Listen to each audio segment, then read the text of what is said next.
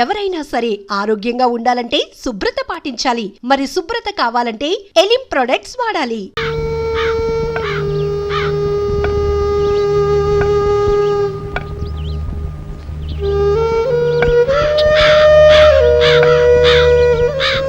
సుబ్బిచెట్టి, 5 రూపాయలు బెల్లం కట్టవు. ఏంటి ముసల్దానా, పండగ పూట పాయసం చేస్తున్నావా? నా మనోడికి పాయసం అంటే పంచప్రాణాలు. ఆడు ఈ రోజు వస్తున్నాడు, అందుకే పాయసం చేస్తున్నా.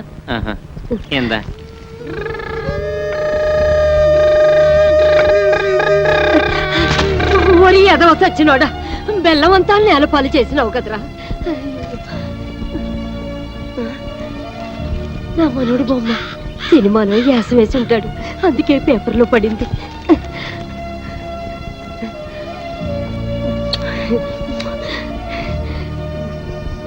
మల్లీశ్వర్లో ఎంటి ఓళ్ళలాగా నా మనవుడు ఎంత అందంగా ఉన్నాడో.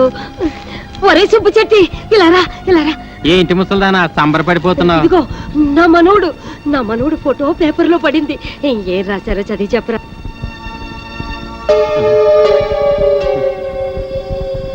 ఏట్రా అట్టా చూస్తావు? నా మనవుడు ఎంటి వాళ్ళ గొప్పడవుతాడని నాకు ఎప్పుడో తెలుసు. చదువు.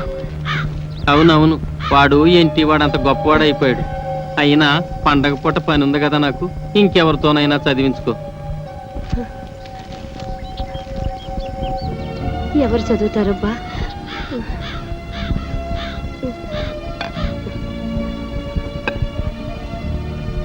ఇదిగో నాయనా. ఏమ్మా? దీంట్లో ఉన్న మనోడు గురించి రాశారు, చదివి చెప్పవు. నేను కళ్ళజోడు మర్చిపోయి వచ్చాను, ఇంకెవరి చేతన్నా చదివించుకోమ్మా. వస్తానమ్మా. ఏమిటో. ఒరే ఏంటి? నాకు ఈ పేపర్ కొంచెం చదివి పెడతావా? మరి నువ్వు నాకేమిస్తా? బెల్లం ఇస్తా. అలాగే, చదువుతా.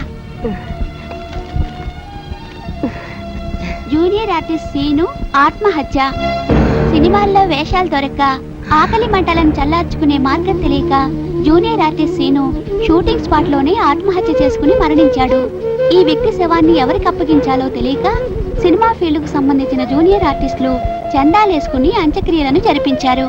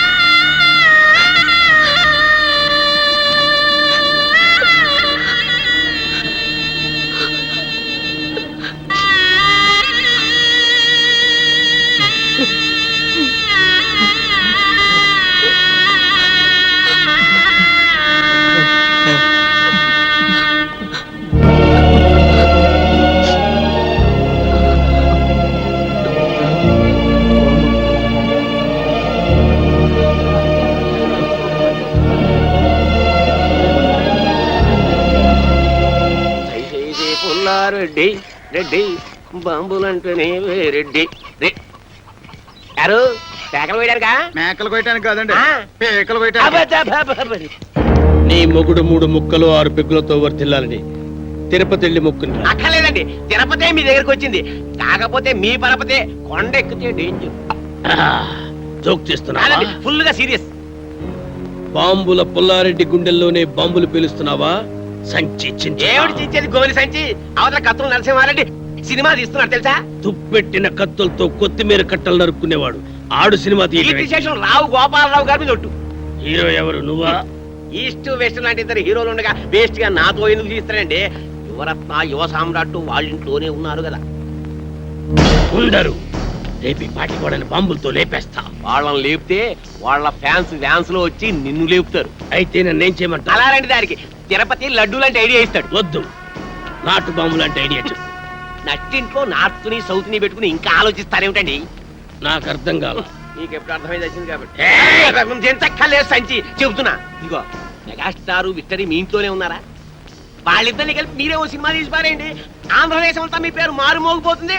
ముందు కనకవర్షం, తర్వాత పూల వర్షం. తేడా వచ్చిందో అప్పుడు దించండి సాయంతి. అవునా? ఏంటి ఆ పుల్లిగాడు సినిమా తీస్తున్నాడా? అవునండి. మెగాస్టార్ చిరంజీవిని, విక్టరీ వెంకటేష్ ని పెట్టి ఈస్ట్మన్ కాలంలో కాస్ట్లీగా 14 ఏళ్ల సినిమా తీస్తున్నాడండి. ఏడి సైడ్ ఎదవా 7 రీళ్ళ సినిమా తీసేటాలకి ఏడుపు వస్తుందాడికి. నేనైతేనా 70 రీళ్ళ సినిమా తీస్తా. చేస్తారు సరే, పాపం జనం చూడద్దు. నేను ఆ మాట అన్నానండి. దానికి ఆడేమన్నాడు? ఆరిగిపోయిన కత్తిన ఆకురాయి మీద రాసి కూడా ఆడి సినిమా ఏం చేస్తాడన్నాడు. అంత మాట అన్నాడా? మా అన్న గురించి చెడ్డగా మాట్లాడితే చెమటలు వచ్చేస్తా. ఇంకా చాలా నీచంగా అన్నాడండి. నేను అనకూడనివి, మీరు వినకూడనివి. అవి మాటలు కావండి, బూతు బాంబులు. ఏయ్ తమ్ముడు, నువ్వు వెళ్ళి వాడి నాలుక ముక్కలు ముక్కలుగా నరికెయ్యి, ఓడి పీక పిసికెయ్యి. తమరు ఇప్పుడు చేయాల్సింది పీక పిసకడం కాదండి, ఫిల్మ్ తీయడం. బంగారం లాంటి బాలకృష్ణ, నెక్లెస్ లాంటి నాగార్జున మన దగ్గర ఉన్నారు. ఆడిద్దరిని కలిపి సినిమా తీసేశారనుకోండి, పేపర్లో మీ పేరు గుద్దేస్తారు, టీవీలో మీ బొమ్మని పుడిచారు. పొడి చేస్తావు సరే, బొమ్మగొనుటోళ్ళెవలు? భలేవారండి. బాలకృష్ణ పేరు చెప్తే బయ్యళ్ళు మీ ఇంటి ముందు బంతి కడతారు. నాగార్జున పేరు చెప్తే 4 షోలు ఫుల్లే. ఇక అమెరికాలో ఇప్పుడు అన్నమయ్య సినిమా ఆడతాం తెలుసా? అక్కడ వాళ్ళు అన్నం నీళ్లు మానేసి అదే చూస్తున్నారట. బాలకృష్ణ పేరు చెప్తే బాలీవుడ్ బయ్యో అంటోంది. అన్నా, బాలకృష్ణ అంటే నాకు చాలా ఇష్టం. నాకు పిల్లాడు పుడితే సమసింహారెడ్డి అని పేరు పెడతా. ఆ బాంబులు పులిగాడి కంటే మనమే ముందు సినిమా తీద్దామన్నా. రేయ్, సినిమా తీయటం అంటే మనుషులను చంపినంత తేలిక కాదు. దానికి బోల్డంత వ్యాపారం తెలుసుండాలి. వ్యాపారం కూడా మీకెందుకండి, దానికి నేను చూసుకుంటా. అంతేనంటావా? అయితే నా కత్తికి పదును పెడతా, సినిమాకి ముహూర్తం పెడతా.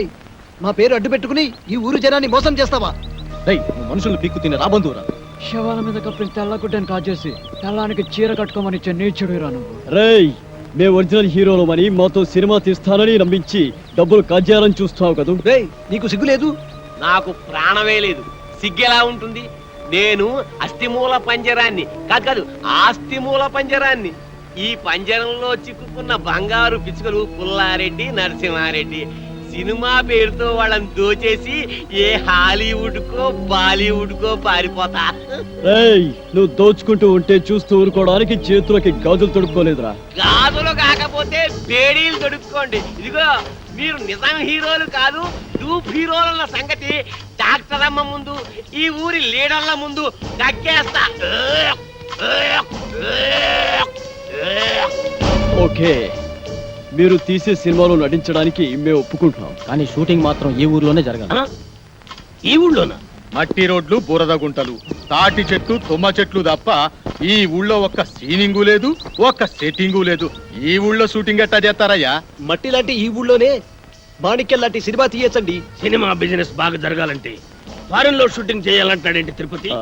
తిరుపతి లాంటి వాళ్ళ మాటలు నమ్మి అవసరం ఉన్నా లేకపోయినా ఫారెన్ లో షూటింగులు చేస్తూ అనవసరంగా బడ్జెట్ పెంచేబట్టే సినిమా ఫీల్డ్ స్లంప్ లో పడిపోయింది. అదే ఖర్చుతో ఊరిని డెవలప్ చేద్దాం.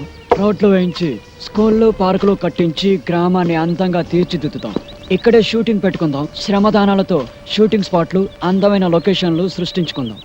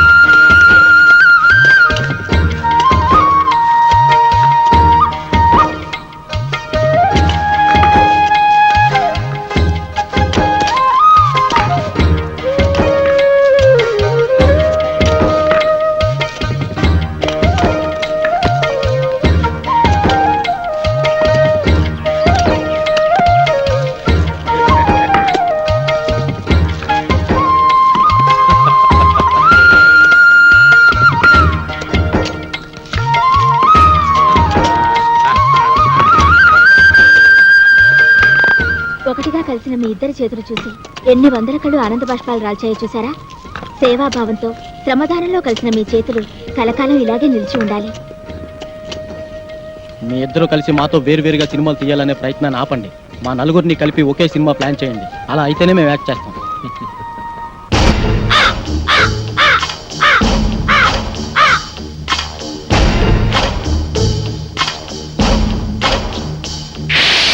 సోదరీమణులారా, నలుగురు హీరోలు గాయపడితే వాళ్ళని కంటికి రెప్పలా కాపాడి హక్కున చేర్చుకున్న చరిత్ర మీ గ్రామానిది. అయితే ఆ హీరోలు తమ రుణం తీర్చుకున్నామన్న ఉద్దేశంతో ఈ ఊళ్ళో ఒక కాలేజీ, ఒక బస్ డిపో, ఒక ఆస్పత్రి, ఒక టెలిఫోన్ ఎక్స్చేంజ్ కట్టాలని కలగంటున్నారు. దాన్ని చాలా డబ్బు కావాలి కదండి. అదే చెప్తున్నా. పాయింట్ ఏమిటంటే ఒక హీరో నటించిన చిత్రమే కోట్ల రూపాయలు ఖర్చు చేస్తున్నప్పుడు నలుగురు హీరోలు మన దగ్గర ఉండి వాళ్ళంతా కలిసి నటిస్తే కనకవర్షం కురుస్తున్న సంగతి మీకు చెప్పక్కర్లేదు. ఆ డబ్బుతోనే కట్టిస్తారు. ఇక ఈ ఒట్టి చప్పట్లవి కాదయ్యా, సినిమా తీయాలంటే బోళ్ళంత పెట్టుబడి కావాలి. మరి బాంబుల పుల్లారెడ్డి 25 లక్షలు. అదే మరే. కత్తుల నరసింహారెడ్డి 25 లక్షలు. అబ్బో బ్రహ్మాండం. ఇంకేముంది 50 లక్షలు. అంటే సగం సినిమా అయిపోయింది. ఇక మిగతా 50 లక్షలు మేము ప్రజల దగ్గర వసూలు చేయడానికి నిర్ణయించుకున్నాం. ఇప్పుడు ఏమిటంటే ఒక్కొక్కరు 100 రూపాయలు చొప్పులిస్తే వాళ్ళకి 1000 రూపాయలు వాటా వస్తుంది. కాబట్టి 100 రూపాయదేవ్ కరోడ్పతి ఇవ్వను. కౌనమనేగా కరోడ్పతి. రా బాబు, ఒకటైతేనైనా ఓ తండ్రి 100 రూపాయలు, ఓ బాబు 100 రూపాయలు, ఓ పిల్లాడు 100 రూపాయలు, ఓ పెద్దనాన్న 100 రూపాయలు.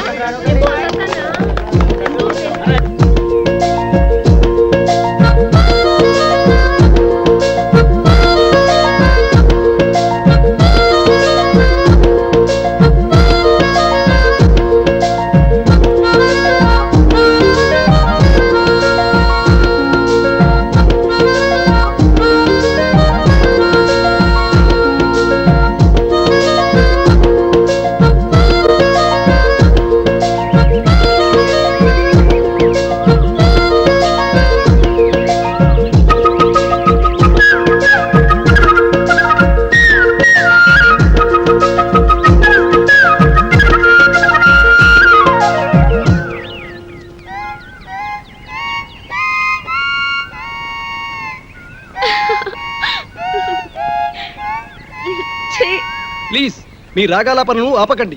మీ పాటకు ఆనకట్ట వేయకండి. ఇన్నాళ్ళకి మీ మొహంలో ఆనందాన్ని చూస్తున్నాం.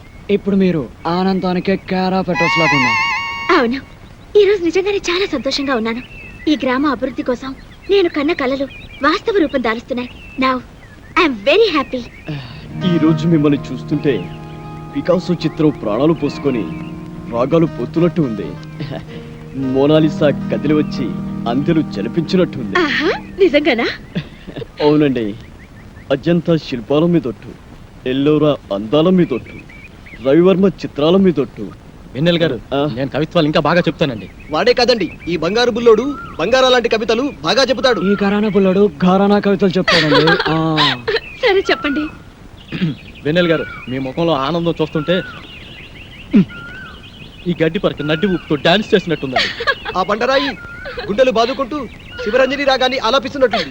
ఆకాశంలోని కాకిపిల్ల కోకిలుగా మారి కీరవాణి రాగాన్ని కావ్ కావ్ అంటూ ఆలపిస్తున్నట్టుగా ఉందండి. అబ్బా,